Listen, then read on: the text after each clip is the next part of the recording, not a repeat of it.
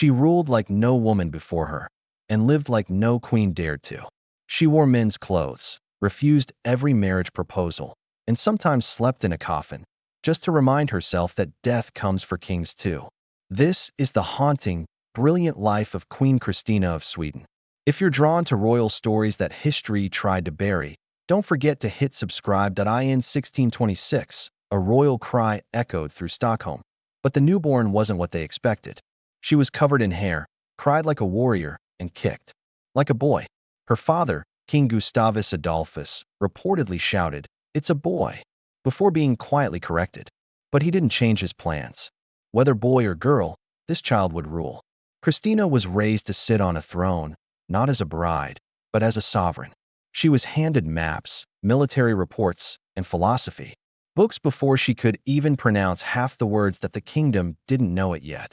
But Sweden had just welcomed its most unusual monarch. From the moment she could walk, Christina's world looked nothing like a princess's.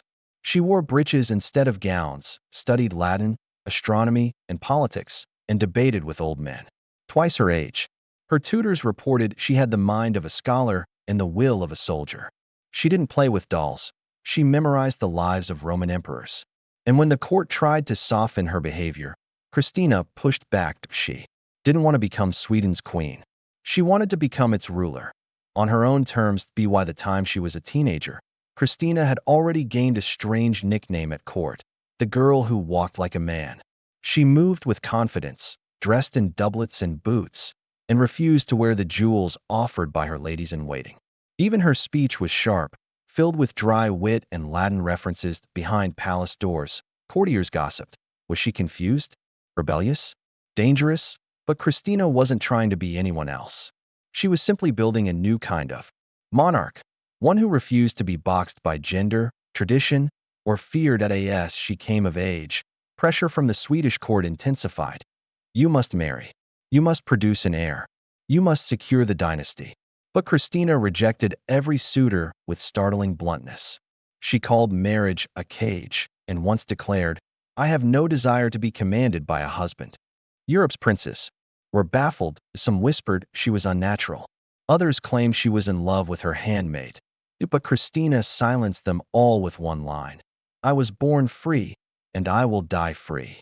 And with that, she shattered the first expectation placed on every royal woman, that Christina's curiosity had no limit.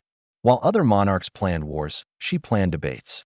She turned her court into a sanctuary for scientists, poets, and philosophers. She even invited René Descartes, the father of modern philosophy, to Sweden to teach her personally. But her hunger for knowledge wasn't just academic. She wanted to understand life, death, power, and the soul. That while kings obsessed over legacy, Christina obsessed over meaning. And behind that sharp mind, her obsession with mortality quietly began to take root. Deep inside her palace, Christina kept something few dared to see: a wooden coffin. It wasn't meant for burial. She used it while alive. Sometimes at night, she would lie inside it in silence. No guards, no servants, just her, the darkness, and the echo of mortality. For Christina, the coffin wasn't morbid, it was clarity. A reminder that kings, queens, and empires all end the same way. This was how she stayed grounded while others wore crowns. She stared straight at the grave and ruled anyway. By her late 20s, Christina's soul felt restless. The crown that once symbolized power now felt like a chain. She skipped council meetings, refused to sign certain laws, and began vanishing from court for days. Whispers of madness began to swirl, but Christina was never mad. She was exhausted. She once wrote in a letter, "I was born to think, not to reign." Her enemies believed she was weakening, but in truth, she was preparing for something no queen in Europe had dared before. She was about to walk away from the throne. By choice. In 1654, Queen Christina gathered her court and stunned them with one quiet act. Before nobles, bishops, and generals, she stood tall, then calmly removed her crown. No tears, no ceremony, just a single sentence: "I will no longer be your queen." She handed the throne to her cousin and walked away, not into exile, but into freedom. She wore simple clothes, declined royal protection, and left Sweden behind for the first time in her life. Christina wasn't anyone's ruler, daughter, or property. She was just herself. After abdicating, Christina traveled through Europe under a cloud of curiosity and suspicion. She often dressed in full men's attire, boots, sword, cloak, and introduced herself with titles like Count Donna or simply as a philosopher. Wherever she went, whispers followed. Was she mad? Was she escaping something? Was she dangerous? But Christina was on a secret mission, not to gain power, but to change her soul. She wasn't just leaving the crown behind. She was preparing to leave behind her country, her name, even her religion. Sweden was a Protestant stronghold, strict, devout, and proud of it. But as Christina wandered Europe, she found herself drawn to something forbidden, Catholicism. Its rituals, philosophy, and art stirred her imagination in ways Lutheranism never had. Quietly, she began studying Catholic doctrine. Meeting with priests in secret in 1655, she entered Rome, removed her disguise, and announced her conversion. It was a political earthquake.